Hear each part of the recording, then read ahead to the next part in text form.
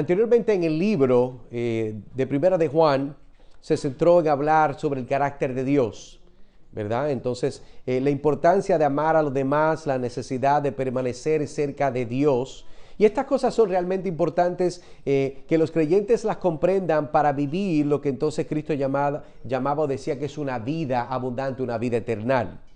Ahora Juan habla más específicamente del mandamiento de amar a los demás, habla de cómo es algo realmente importante y es como cuando Moisés y Josué dijeron a los israelitas que tenían que elegir seguir a Dios o no. Juan nos recuerda cosas de las que ya ha hablado, como que todos somos hijos de Dios, pero también introduce algunas ideas nuevas. Juan habla de cómo algunas personas son hijos de Dios, pero otras están contra de Dios. No quiero hacer quedar mal a los de afuera, pero quiero que los creyentes que muestren amor los unos por los otros, es lo que comunica Juan. Esto es realmente importante y es la otra cara de creer de verdad en Dios. Entonces, cuando creemos en Dios, también debemos amarnos los unos a los otros. En general, Juan quiere que recordemos que amar a los demás es realmente importante para los creyentes. Es algo que siempre debemos esforzarnos por hacer y demostrar que realmente creemos en Dios si seguimos sus enseñanzas. Entonces, este bosquejo que tenemos en la pantalla sería lo que vamos a estar cursando el día de hoy en las próximas 2 semanas. El día de hoy vamos entonces a ver esta idea de 2 paternidades, una divina, una diabólica. La semana que viene vamos a continuar con esta idea de lo que se está presentando el apóstol Juan, 2 opciones. Y después el próximo domingo estaremos viendo 2 caminos. 2 paternidades, 2 opciones, 2 caminos. Yo creo que la idea es muy sencilla. Hay 2 para escoger. Pero quiero que note al mismo tiempo de que hoy vamos a comenzar con la parte más importante, porque hoy comenzamos con esta idea de paternidad.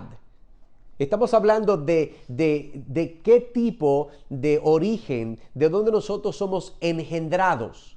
Porque de nada vale tener 2 opciones y 2 caminos si no tenemos un origen que vale la pena. Y eso es lo que vamos a estar estudiando en el día de hoy.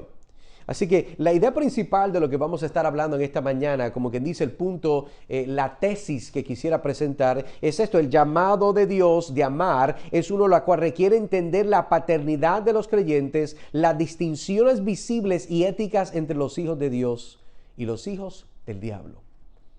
Sencillo lo que vamos a tratar esta mañana. Ese es el punto. Entonces, como quien dice, nuestro bosquejo de lo que vamos a ver es dividido en 2 puntos. No son 3, puede ser un poco raro, pero solamente son 2 hoy. El primero que vamos a estar viendo es la paternidad de los creyentes, versículo 9. Recuerden, estamos primera de Juan, capítulo 3, versículo 9 y 10. En este momento, versículo 9, vamos a estar viendo la paternidad de los creyentes. Permítame entonces comenzar con una introducción que creo que nos va a ayudar. En un pequeño pueblo enclavado en las montañas, una joven llamada María acababa de dar a luz a un niño muy lindo. Mientras sostenía recién nacido en sus brazos, no pudo evitar sentirse abrumada por el amor y la gratitud que toda madre que está en este cuarto entiende cómo se siente. Y ella se maravilló ante la belleza y la inocencia de este niño y susurró una oración de agradecimiento a Dios. Pero a medida que pasaban los días, María empezó a preocuparse. Sabía que el padre de su hijo no era un buen hombre. Él era cruel, abusivo, y la había abandonado en cuanto supo que estaba embarazada. María temía que su hijo heredara la maldad de su padre y quisiera tal vez ser igual o peor que él. Un día, mientras María paseaba por la plaza del pueblo, vio un grupo de hombres reunidos en torno a un predicador y ella escuchó atentamente mientras él hablaba del amor de Dios y de cómo había enviado a su Hijo Jesús para salvarnos de nuestros pecados. El predicador hablaba de cómo los que creen en Jesús son adoptados en la familia de Dios y se convierten en hijos de Dios. María entonces se sintió conmovida por las palabras del predicador y le pidió que le explicara más sobre esta idea de la adopción. Le explicó que al igual que un padre elige adoptar a un hijo en su familia, Dios ha elegido adoptarnos en la familia a través de la fe en Cristo Jesús. Mientras María pensaba en esto, se dio cuenta de que sus temores sobre la paternidad de su hijo eran infundados. aunque su padre terrenal no fuera un buen hombre, aún podría ser un hijo de Dios amado. Entonces empezó a rezar, diría un buen católico, comenzó a orar por el bienestar espiritual de su hijo y a confiar en que Dios le protegería y le guiaría. Con el paso de los años, María vio como su hijo se convertía en un joven más amable, más generoso, sentía un profundo amor por Dios y por los demás a causa del evangelio que se le había presentado y trabajaba incansablemente para ayudar a los necesitados. María vio en él la belleza y la majestuosidad de la verdadera paternidad. No la conexión biológica con un padre terrenal, sino la conexión espiritual con nuestro Padre celestial. A medida que su hijo crecía, María empezó a sentir una paz y satisfacción mayor. Sabía que independientemente de las pruebas o dificultades a las que pudieran enfrentarse en la vida, nunca estaba solo. Era un hijo amado de Dios y nada podría cambiar eso jamás. Años más tarde, María ya así en su lecho de muerte, miró a los ojos de su hijo y en el reflejo el amor de Dios y supo que había sido bendecida por formar parte de la familia de Dios y de que su hijo continuaría ese legado durante muchas generaciones. En ese momento María comprendió la verdadera belleza y majestuosidad de ser hijo de Dios. No se trata del estatus terrenal ni de riqueza o el poder, sino del amor y la gracia que sirven de forma parte de algo más grande que nosotros mismos. María cerró los ojos y susurró una oración de agradecimiento una vez más, como lo hizo una vez, sabiendo que su hijo y sus descendientes continuarían el legado de la verdadera paternidad durante las generaciones venideras. Entonces, es con esta historia que quiero que hagamos la conexión, que es muy probable que tengas una familia que no tiene temor de Dios, una crianza a la cual no te llevó solamente a pecar con gravedad, pero tu verdadera ganancia y valor solo está en la realidad que eres un hijo de Dios y una hija de Dios si estás en Cristo Jesús. Esto es lo que vamos a ver y esto es lo único que importa en el día de hoy. Así que mire conmigo el verso de nuevo que vamos a estar viendo aquí, Primera de Juan capítulo 3, versículo 9 al 10. Dice, ninguno que es nacido de Dios practica el pecado, porque la simiente de Dios permanece en él, no puede pecar porque es nacido de Dios.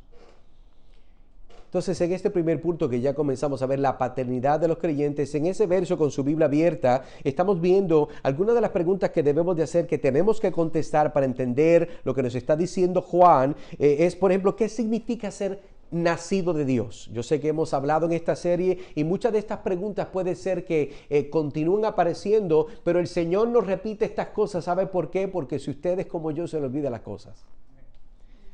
¿Qué es la simiente de Dios y cómo permanece ella alguien? ¿Cómo es que alguien permanece en esa simiente?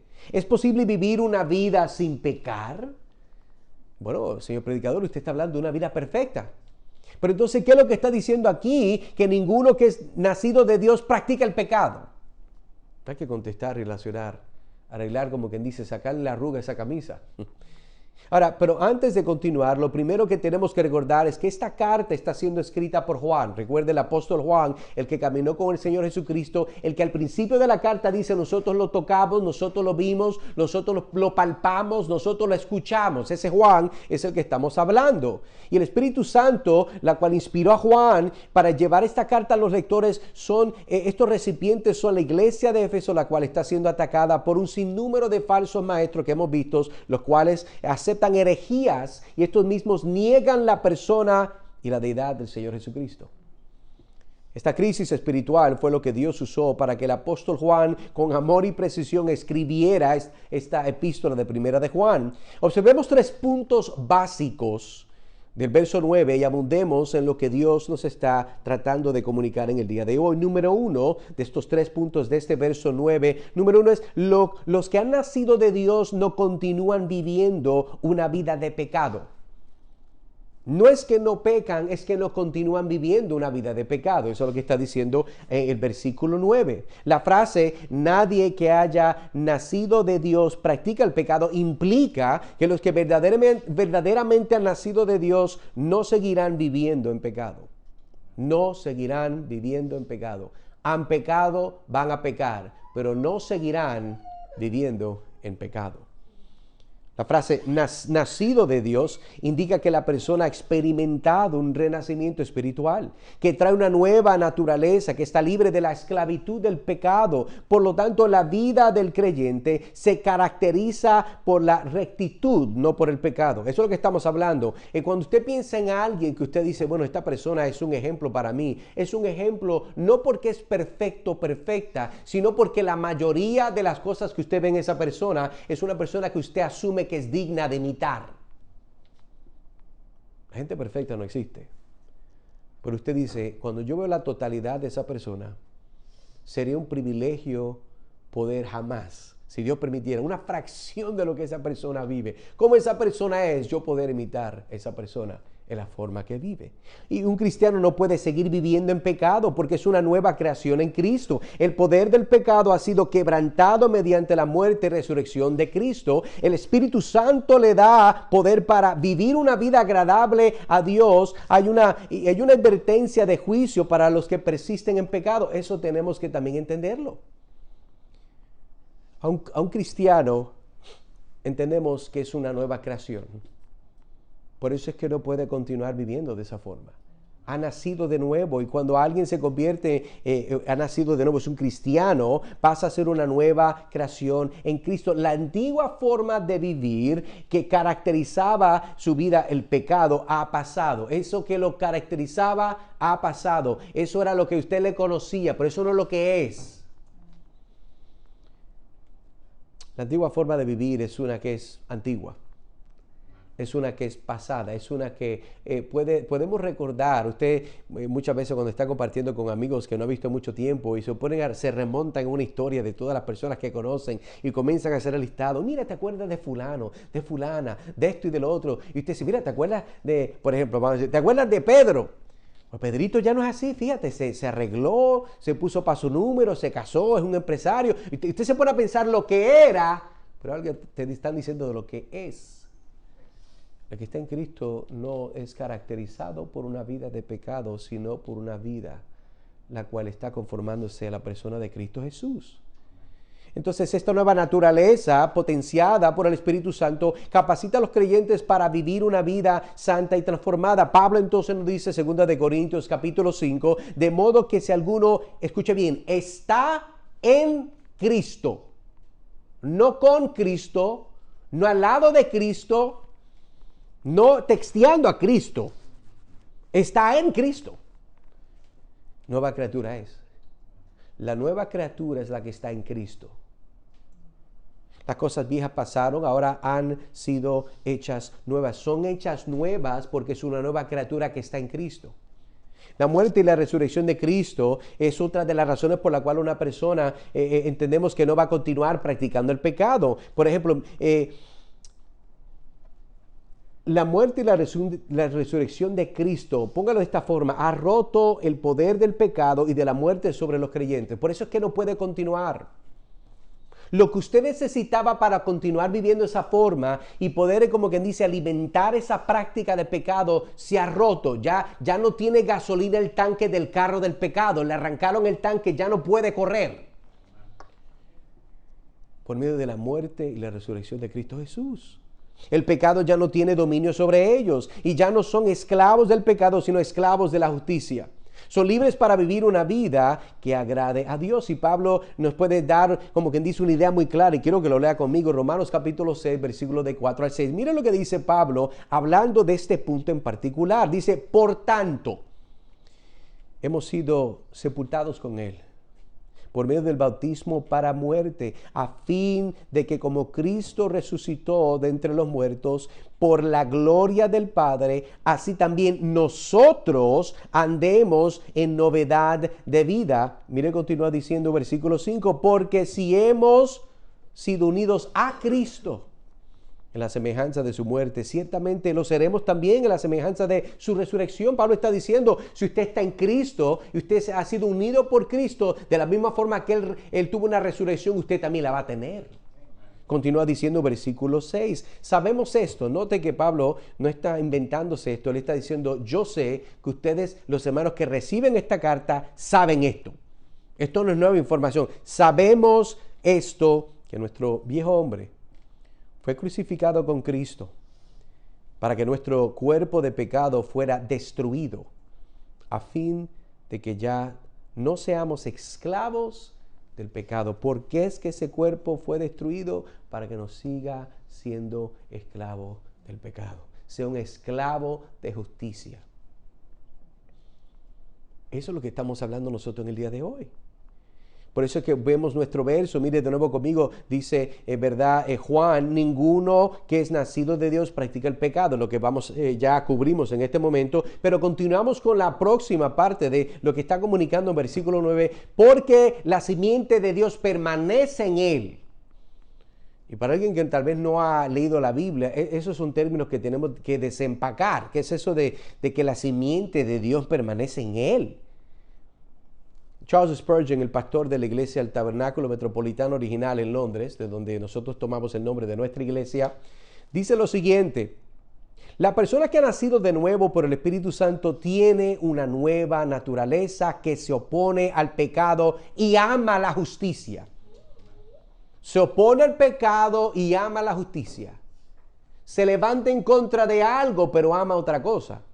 Eso es el resultado de tener lo que está diciendo una nueva naturaleza.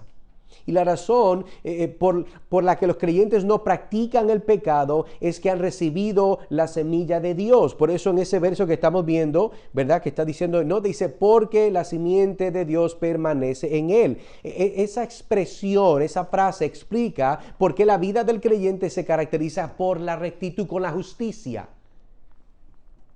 La semilla se refiere a la vida que Dios, que se implanta en el creyente en el momento de su salvación. El Espíritu Santo, que es el agente del nuevo nacimiento, se instala en el creyente y produce el fruto de la rectitud, de la justicia de vida. La razón que usted obviamente puede continuar no practicando el pecado es porque el Espíritu Santo, el tercer miembro de la Trinidad, que es Dios, ahora está dentro de usted, y uno de los ministerios del Espíritu Santo es de llevarlo a toda verdad.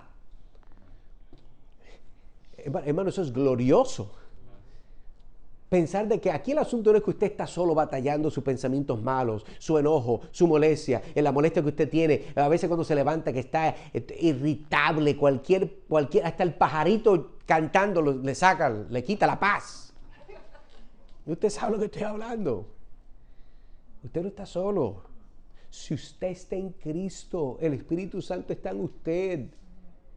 Él es el que le está resguardando, deteniendo esa actitud, esa naturaleza vieja que venía de otra paternidad del diablo. Lo vamos a ver más en profundo ahora. Pero cuando usted es una persona que ha nacido de Dios, usted entonces recibe los atributos de aquel de la cual usted ha nacido de parte de él. Por eso estamos viendo que esa es una de las razones por la cual el cristiano no continúa, sino que practica la verdad. Mira lo que dice entonces ahora, Primera de Pedro y Primera de Juan. Primera de Pedro 1:23 dice, pues han nacido de nuevo, no de una simiente corruptible. Ve lo que está enfocándose Pedro. Esto no es algo que se puede corromper, esto es de algo que no se va a corromper, sino de una que es incorruptible, es decir, mediante la palabra de Dios que vive y permanece. La razón por la cual usted va a permanecer es porque usted nació de algo que nunca va a parar de ser, que es la palabra de Dios. La Biblia dice, los cielos y la tierra pasarán, mas tu palabra no pasará. De la misma forma que la palabra de Dios no va a parar de ser, porque la palabra de Dios es la representación de la revelación especial de Dios. Eso no va a parar de ser. Si usted está en Cristo, usted no va a parar de ser. Usted va a ser cada día más como Él para la gloria de Él. Primero de Juan 5:18, sabemos que todo el que ha nacido de Dios no peca, sino que aquel que nació de Dios lo guarda y el maligno no lo toca. Entendemos que lo que Juan está diciendo no es que usted no va a pecar, sino que la distinción mayor por la cual la gente lo conoce es por su pecado, sino por la justicia. ¿Se acuerda que había compartido en el sermón pasado de que la diferencia entre ver una película, que es una serie de negativos, es una película, versus una foto? Si su vida es una película de imágenes perversas que no agradan a Dios, usted no es cristiano. Pero usted puede ser cristiano y, como quien dice, tener un álbum lamentable de arrepentimiento, de fotos que usted desea jamás haber cometido, pero por eso Cristo murió por eso. Hay una diferencia entre practicar el pecado y no pecar. Sabemos que el asunto no es la perfección, porque como alguien como Juan, que es hombre, dice no peca, él mismo ha pecado. Estamos hablando de la práctica de. El concepto de 1 de Juan, capítulo 3, versículo 9, dice que los nacidos de Dios no pecan. Puede ilustrarse a través de la vida, por ejemplo, de José. ¿Usted se acuerda de José en el Antiguo Testamento? José fue un hombre fiel a Dios que no sucumbió al pecado, ni quisiera ante la tentación. José era un hijo de Jacob y Raquel y tenía 11 hermanos. Era el hijo favorito de Jacob, lo que provocó que sus hermanos se pusieran celosos de él. Lo vendieron como esclavo y fue llevado a Egipto. Durante la estancia en Egipto, José sirvió como esclavo en la casa de un hombre que se llamaba Potifar. No sé si se acuerda el nombre de eso. Es como decir, él es el director de lo que es el Departamento de Seguridad Secreta de los Estados Unidos. ¿Usted ha visto la persona que protege al presidente, que se hablan así, parece que se están hablando la manga? Él como será el equivalente del director de la Seguridad Secreta, para que entienda quién era Potifar.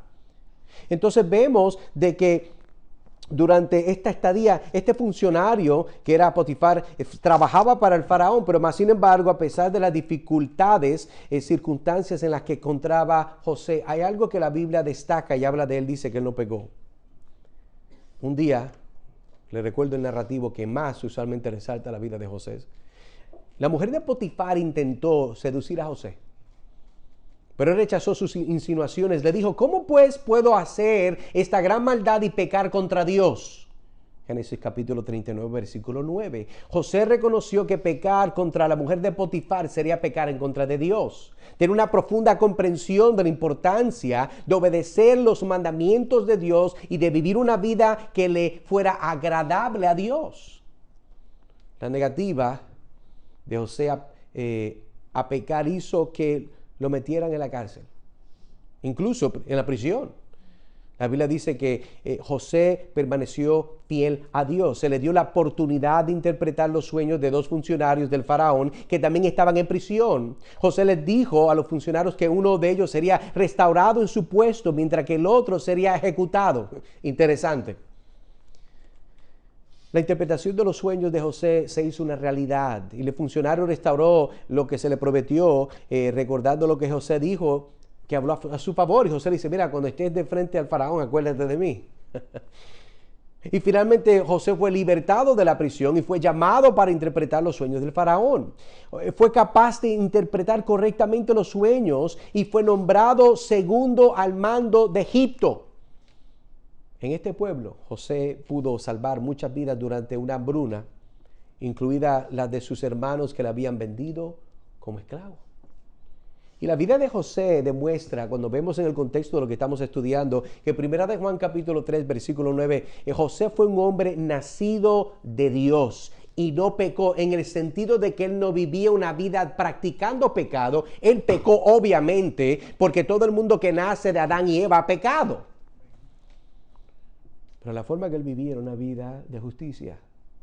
Él vivía una vida donde el énfasis de él era agradar a Dios. Y por eso es que nosotros podemos hacer esta ilustración de la vida de José con lo que estamos leyendo. Vemos que él permaneció fiel a Dios. Él no cedió a la tentación. El ejemplo de José nos muestra que nosotros también, hermanos y hermanas, podemos vivir una vida agradable a Dios si permanecemos fiel y confiamos en su bondad. Pero entonces permítame hacer algunas preguntas. Hemos visto lo que es ser hijo de Dios y ahora estamos viendo la idea de permanecer en Él. Pero las preguntas que pudiéramos tratar de usar para aplicar pueden ser las próximas y se las hago directamente a usted.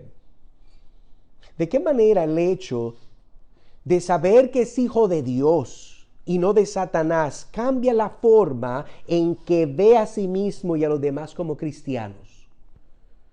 Porque tiene que haber una diferencia.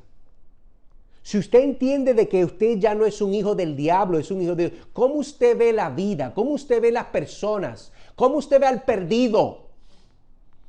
Esa persona que no tiene perdón de pecados.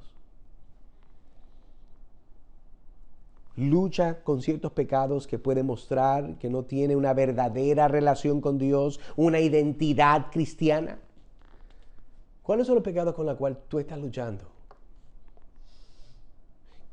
ese pecado que continúas practicando, ese pecado en el cual sigues pensando, la cual en realidad puede ser que sea la evidencia delante de Dios para mostrar que no eres un hijo de Dios. ¿Cuál será? ¿Cuál es? ¿Tú lo sabes? Dios simplemente te está llamando esta mañana para que puedas confrontar la realidad de que Él sabe que tú sabes. Y Dios te está llamando que te arrepientas y dejes eso para que continúes en el camino de la justicia, de la verdad, de la santidad de Dios. ¿Qué puedes hacer para resistir las tentaciones de Satanás y permanecer cerca de Dios? Bueno, hemos visto que si nosotros hemos nacido de Dios, nosotros permanecemos en Él a causa de esa semilla que es la palabra de Dios. Entendemos que la única forma para resistir las tentaciones de Satanás y permanecer es solamente a través de la palabra de Dios. Continuamos entonces, mire conmigo el versículo 10. Dice Juan: en esto se reconocen los hijos de Dios y los hijos del diablo. Todo aquel que no practica la justicia no es de Dios. Tampoco aquel que no ama a su hermano. Juan es claro. Juan no da muchas palabras. Juan es un francotirador que con una te saca. Con una. Él está hablando directo. Entonces vemos nuestro bosquejo. Ya vimos la parte 1, la paternidad de los creyentes, versículo 9. Ahora entonces vamos a ver la distinción ética, ¿verdad?, entre los hijos de Dios y los hijos del diablo. Hay una distinción, hay diferencias que nosotros tenemos que considerar cuando nosotros estamos hablando. Y en este verso del versículo 10 hay algunas preguntas que podemos hacer. Número 1, ¿cuál es la evidencia de la identidad del Hijo de Dios? ¿Cuál es la evidencia de la identidad del Hijo de Dios? ¿Cuál es la evidencia de que es justo? ¿Cuál es la evidencia de los hijos de Dios? Estamos hablando casi de lo mismo, pero la pregunta está presente: ¿cuáles son? Primera de Juan 3:10, este verso que estamos viendo ahora. El apóstol Juan establece una clara distinción entre los hijos de Dios y los hijos del diablo. Nos dice que esta distinción es obvia, por lo menos se supone que lo sea para usted. Y se basa en la forma en que la gente vive su vida. La distinción ética y moral es lo que distingue el que es del diablo y el que es de Dios. Para ilustrar esta verdad, imaginemos en la historia de dos amigos. Me gustan las historias. Dos amigos, Emanuel y Judas. Emanuel es un cristiano devoto que intenta seguir los caminos de Dios, mientras que Judas es un no creyente que vive su vida sin tener en cuenta a Dios ni sus mandamientos. Un día Emanuel y Judas fueron de viaje por varios meses a causa de su trabajo en una aldea de una tierra muy lejana. Y mientras caminaban se encontraban con arroyo. Es la única forma que ellos podían sustentar el aspecto de lo que es el agua. Entonces Emanuel notó que el agua del arroyo era cristalina, impecable, algo hermoso, algo que usted quiere tomárselo, riquísimo, fría. Y surgió que bebiera un poco. Judas, sin embargo, se dio cuenta que había un animal muerto río arriba y advirtió a Emanuel que no bebiera el agua porque estaba contaminada. Emanuel optó por seguir el consejo de su amigo y no bebió el agua. Judas, por su parte, pensó que no habría ningún daño, ya que él era más joven, él es más fuerte, él es más lindo. Y Juan era más avanzado de edad. Obviamente eso va a matar al viejito, pero yo soy joven. El resultado fue que al pasar los meses, Emanuel se mantuvo sano y fuerte, saludable, mientras que Judas se enfermó y se debilitó. En esta historia, obviamente, Emanuel representa a los hijos de Dios, mientras que Judas representa los hijos del diablo. El agua clara representa los caminos puros y justos de Dios, mientras que el agua contaminada representa el pecado y la corrupción del diablo. Entonces, al igual que beber el agua contaminada trajo enfermedad y debilidad a Judas, el pecado trae maldiciones y destrucción a todos los que siguen el camino del diablo. Por otro lado, los que siguen los caminos de Dios y viven de acuerdo con sus mandamientos, experimentan las bendiciones de su gracia y favor, se vuelven fuertes, sanos, fructíferos y sus vidas son un testimonio de la bondad y la justicia de Dios. La historia de Emanuel y Judas es una poderosa ilustración de las bendiciones y las maldiciones que estamos viendo en versículo 10 del capítulo 3 de Primera de Juan. Así que como cristianos debemos tener cuidado de seguir los caminos de Dios y evitar la contaminación del pecado. También debemos de ser conscientes de las elecciones que hacemos y de las influencias que permitimos en nuestras vidas. Si elegimos seguir a Dios y vivir de acuerdo a sus caminos, experimentaremos las bendiciones de su gracia y favor. Pero si elegimos seguir los caminos del diablo, también vamos a experimentar lo que serían las maldiciones del pecado y de la corrupción. El problema aquí no es tener sed. El problema es beber agua que a largo tiempo te puede costar la vida. Ese es el problema. Eso es lo que está diciendo el Espíritu Santo a través de este escrito de Juan. John Owen, un hombre muy conocido, histórico, cristiano, decía lo siguiente: los hijos de Dios que han sido regenerados por el Espíritu de Dios no pueden practicar habitualmente el pecado como si el pecado fuera su elemento.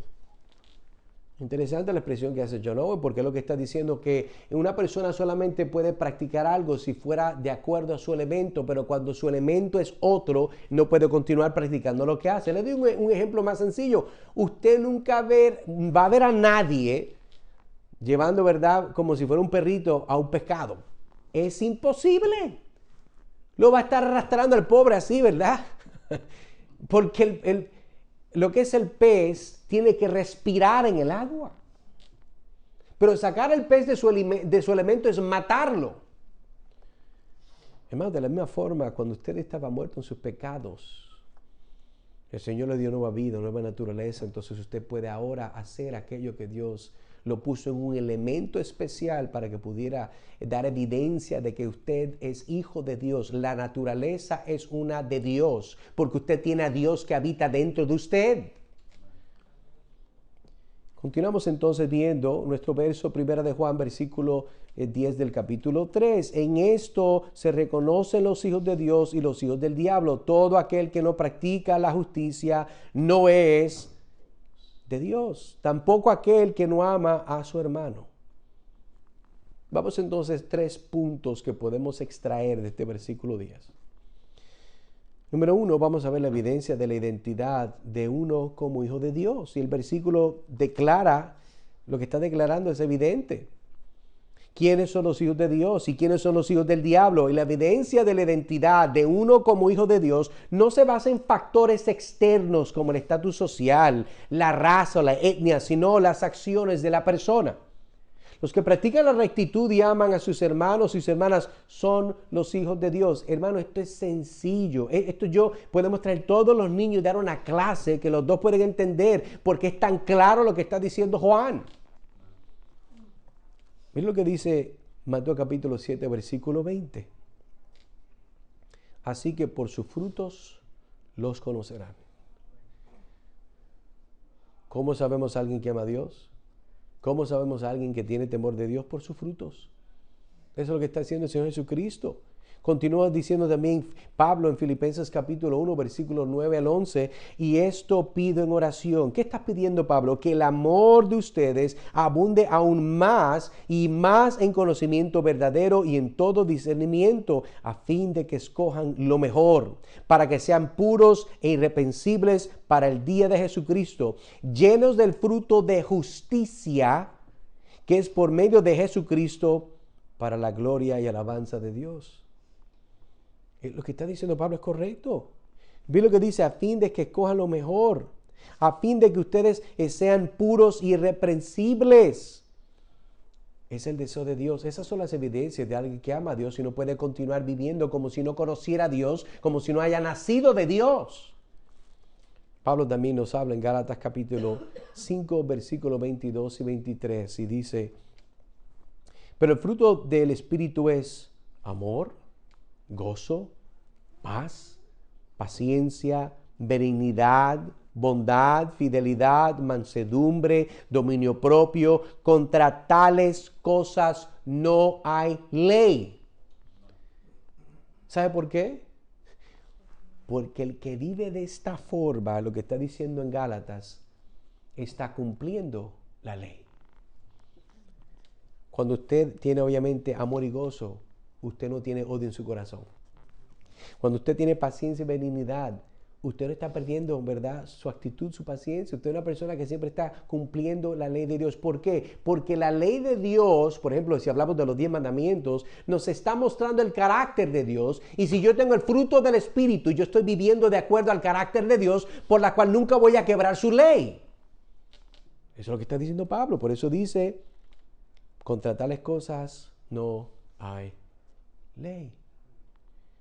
La ley te recuerda de lo que estás haciendo mal, pero si vives como hijo de Dios, de acuerdo a la palabra de Dios, a la naturaleza de Dios, empoderado por el Espíritu de Dios, en tales de esas cosas no hay ley. Porque tú sostienes la ley, porque vives una vida de justicia. Tú no vas en contra de Dios, sino que muestras que estás a favor de aquel que te regeneró. Mire conmigo entonces, mientras continuamos el mismo versículo, en esto se reconocen los hijos de Dios y los hijos del diablo. Todo aquel que no practica la justicia, lo que estamos enfocándonos, practicar justicia, no es de Dios. Tampoco aquel que no ama a su hermano. Entonces vamos a ver el segundo punto que estamos extrayendo del versículo 10, es la práctica de la justicia.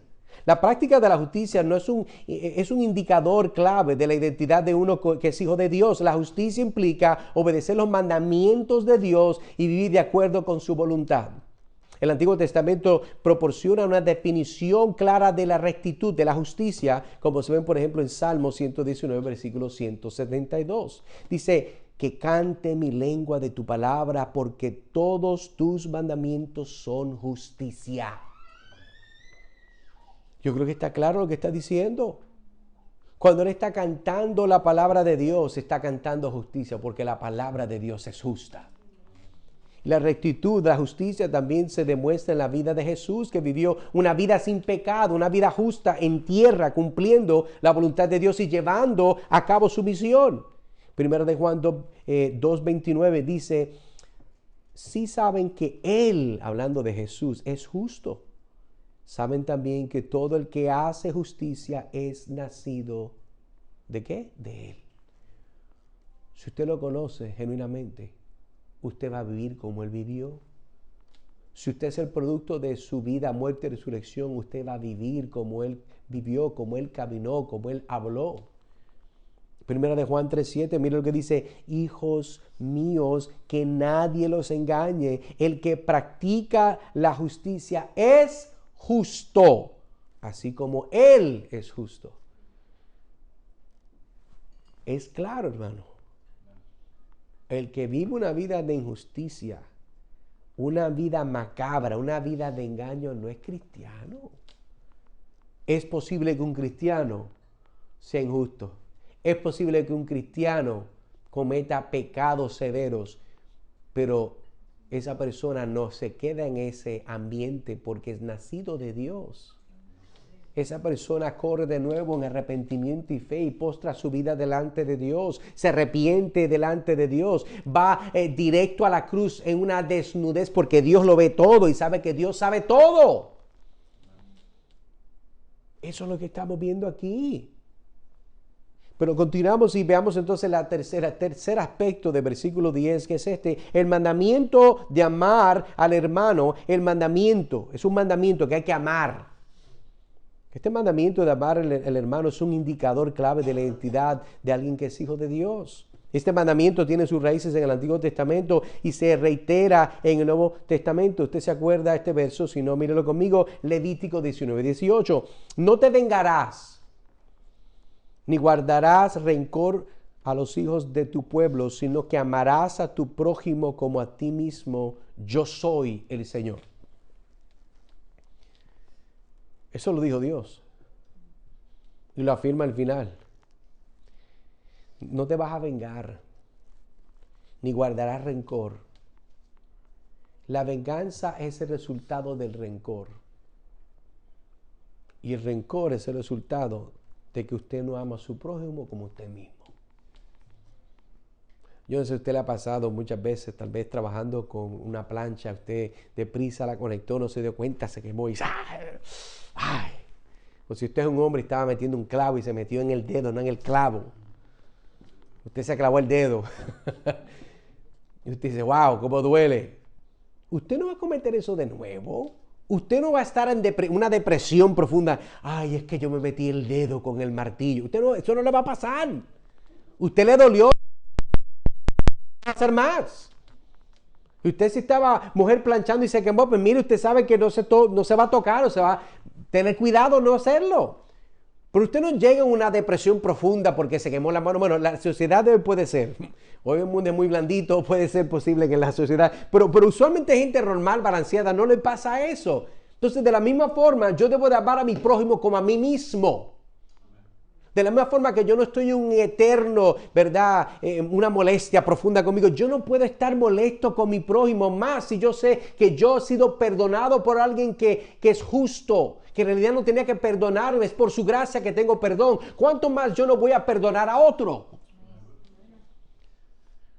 ¿Usted se acuerda? El Padre Nuestro nos dice, cuando el Señor le enseñaba a sus discípulos a orar, una de las cosas que Él puso ahí, Él estaba diciendo, y perdónanos como nosotros perdonamos las transgresiones, los pecados de otros. En otras palabras, está diciendo la oración, Señor, perdóname a mí mientras yo vengo delante de ti a pedirte perdón por mis pecados, pero de la misma forma perdóname a mí como yo perdono a otros. Esa parte la gente no la entiende. ¿Cómo Dios va a perdonarte a ti si lo que Él te ha dado a ti tú no se lo das por gracia a otro? Es hipocresía. Jesús también afirmó este mandamiento cuando declaró en Juan capítulo 13, versículo 34 al 35. Mire lo que dice ahí. El Señor Jesucristo nos está diciendo, un mandamiento nuevo les doy, que se amen los unos a los otros, que como yo los he amado, así también se amen los unos a los otros. En esto conocerán todos que son mis discípulos si se tienen amor los unos por los otros. Los hijos del diablo no aman a nadie, aparte de lo que ellos aman y los que le convienen. Alguien decía, el enemigo de mi enemigo es mi amigo. Esos son los hijos del diablo. Porque el cristiano entiende que aquel que es mi enemigo, la Biblia me llama a amarlo. Eso son esas cosas que nosotros vemos en la obra del Espíritu Santo, obrando en nosotros. Ningún humano quiere odiar, quiere amar a alguien que odia. Vamos a ser honestos. Recuerdo la historia una vez del famoso predicador puertorriqueño, G.J. Ávila, un predicador pentecostal, y él decía la historia de que el hombre que había matado a su hija en un momento dado, él lo llegó a conocer y lo perdonó. Perdóneme usted a mí, eso está fuerte. Que su hija la mató un hombre y que usted vaya y perdone a ese hombre como si nunca hubiera pasado algo. Yo creo que es muy posible que ese hombre tenía una teología horrible, pero era un cristiano. ¿Por qué? Porque usted no puede dar algo que usted nunca recibió. Usted no puede perdonar a alguien legítimamente si usted nunca le ha perdonado a usted. Y esa es la evidencia de aquellos que son hijos de Dios y los que no son hijos de Dios. Por tanto, viendo lo que está diciendo el Señor Jesucristo, como hijos de Dios estamos llamados a amarnos, a cuidarnos los unos a los otros como reflejo del amor de Dios que nos sostiene. Permítame darle 3 ilustraciones de esto que estamos hablando. Número 1, Caín y Abel. Lo que es un hijo de Dios y lo que es un hijo del diablo.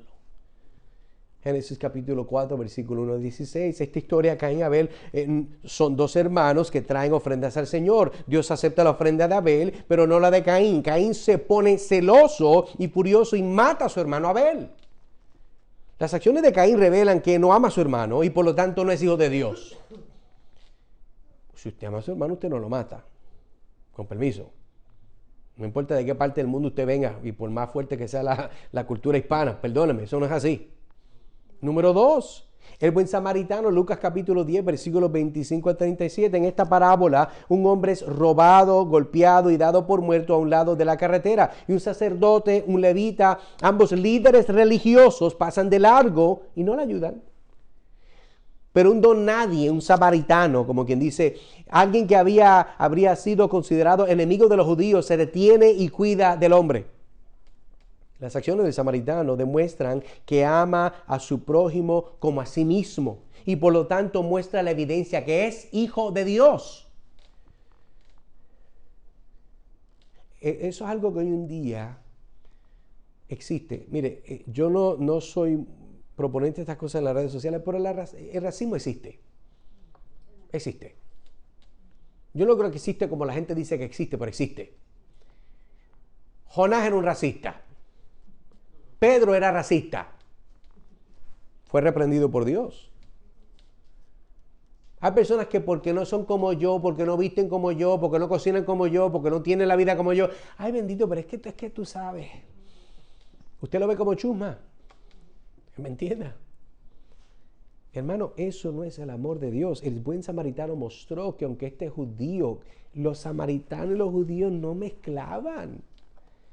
Pero a este hombre no le importó. Él vio una persona que le habían dado una paliza y necesitaba ayuda.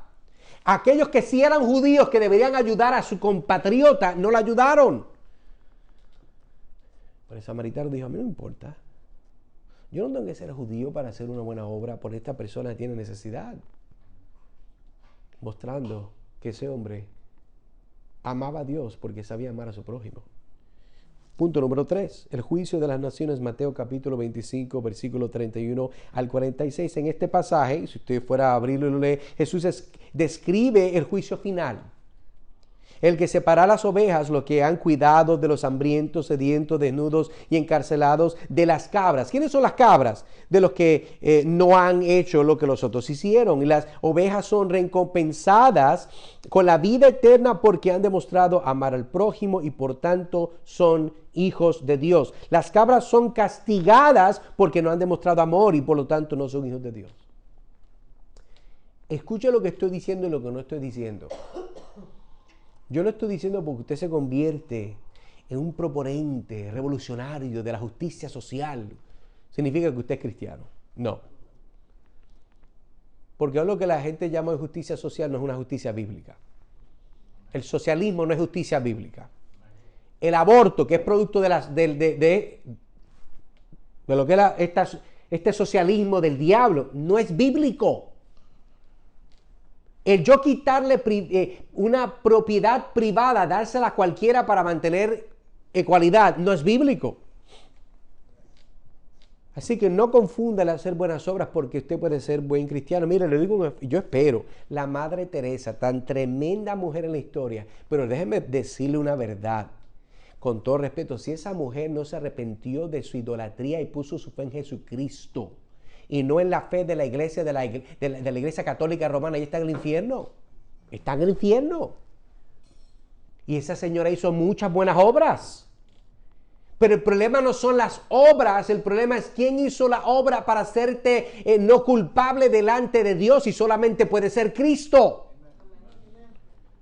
Pero si estás en Cristo, la evidencia que estás en Cristo es que naturalmente fluyen las buenas obras. Pero hay gente que no, hay gente que dice, no, yo voy a mostrar a la gente que soy cristiano, pues yo voy a hacer buenas obras para que crean que yo soy de Cristo. Eso es como cuando alguien dice, se le lengua la traba. Quiso decir algo que no lo pudo decir. Usted quiso vivir algo que usted no es. Y eso es lo que Juan nos está diciendo.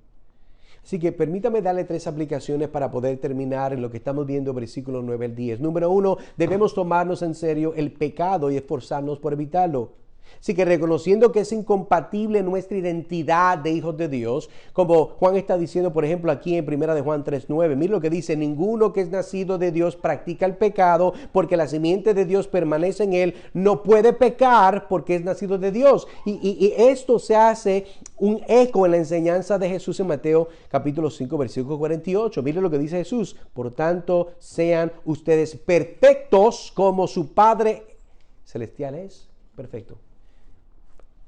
¿Podrá alguien literalmente ser perfecto? No. ¿Qué es lo que está diciendo Jesús? La perfección está como resultado de nosotros creer el Evangelio y nosotros ser hechos más y más a la imagen de Cristo, al vivir de acuerdo a su palabra, a su ley, en una obediencia evangélica, no es perfecta. Nosotros estamos viviendo en esa perfección y seguimos siendo hechos más y más conformes a Cristo, nuestro hermano mayor. En realidad nadie será, en este lado de Edén, en este lado de la eternidad, nadie es perfecto.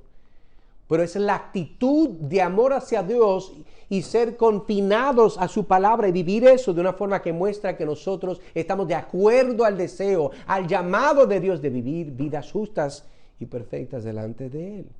Aunque ninguno de nosotros puede lograr la completa impecabilidad en esta vida, debemos esforzarnos, hermanos, continuamente por parecernos más a Cristo y resistir la tentación de pecar. Número 2. Nuestras acciones revelan nuestra verdadera identidad, por lo que deberíamos de ser intencionados a la hora de vivir de un modo que refleja nuestra condición como hijos de Dios. Primera de Juan, capítulo 3, versículo 10, dice, en esto se reconocen. Interesante. La palabra reconocer está hablando de manifestar, está hablando de que algo estaba, por ejemplo, cubierto, quitamos el tapete y es revelado. De esta forma se conocen, son revelados, está diciendo Juan, los hijos de Dios, los hijos del diablo.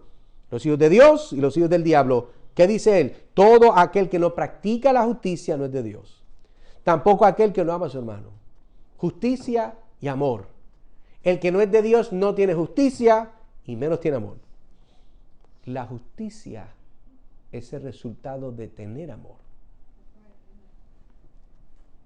Esta idea concuerda con la enseñanza de Jesús cuando Jesús dice en Mateo capítulo 7, versículos 16 y 17, por sus frutos los conocerán. ¿Acaso se recogen uvas de los espinos, higos de los cardos? Así todo árbol bueno da frutos buenos, pero el árbol malo da frutos malos. Mire, usted habla con cualquier campesino que sabe de verdad lo que es la perspectiva agronómica, y se le va a burlar en la cara a usted si usted le dice, no, bendito, es que este palo de manzana no nos ha dado manzanas buenas, nos da manzanas agrias. Pues vamos a ponerlo un poquito más, buscamos una tierra mejor, vamos a darle mejor agua. Eso lo va a cambiar, porque el árbol está dañado, genéticamente ese árbol es malo. Usted ve lo que hace un agricultor, lo tala, lo corta, lo pica, lo tira al fuego, lo arranca. ¿Quién quiere ese tipo de fruta? Nadie quiere eso. Y Dios está diciendo lo mismo. Aquella persona que no es una paternidad de Dios, cuando llegue el juicio final, usted será tirado, arrancado, secado y tirado al fuego. ¿Por qué? Porque usted no da fruto que está de acuerdo con lo que Dios quiere. Usted da fruto de lo que usted le da la gana. Usted da fruto de acuerdo a su padre, el diablo. Palabras fuertes, hermanos, pero son muy necesarias entenderlas. Punto número 3 de lo que estamos viendo en estas aplicaciones. Nuestro amor por los demás es un indicador clave de nuestra identidad como hijos de Dios. Nuestro amor. Y debemos esforzarnos por amar a los demás con sacrificio, como Cristo nos amó, que es un amor sacrificial. Juan entonces nos dice de nuevo, lo repito porque está ahí, tiene que meterse en la cabeza. En esto se reconocen los hijos de Dios y los hijos del diablo. Todo aquel que no practica justicia no es de Dios. Tampoco aquel que no ama a su hermano. Dos paternidades. Uno muestra amor y justicia. El otro muestra injusticia y odio. Es un tema que recorre por todo el Nuevo Testamento, esta idea, y se ejemplifica cuando vemos en, por ejemplo, Juan capítulo 13, versículo 34 y 35. Lo leímos y lo leo de nuevo. Un mandamiento nuevo les doy. No era nuevo, pero Cristo está dando claridad. Que se amen los unos a los otros como yo los he amado. Así también se amen los unos a los otros. En esto conocerán, se manifestarán. Es la misma palabra, ¿verdad? Que Juan está usando una forma diferente, está llevando a cabo el mismo concepto. Todos los que son mis discípulos. Usted es un hijo de Dios y usted es un discípulo de Cristo. Usted no puede ser hijo de Dios sino ser discípulo de Cristo. Si tienen amor los unos por los otros.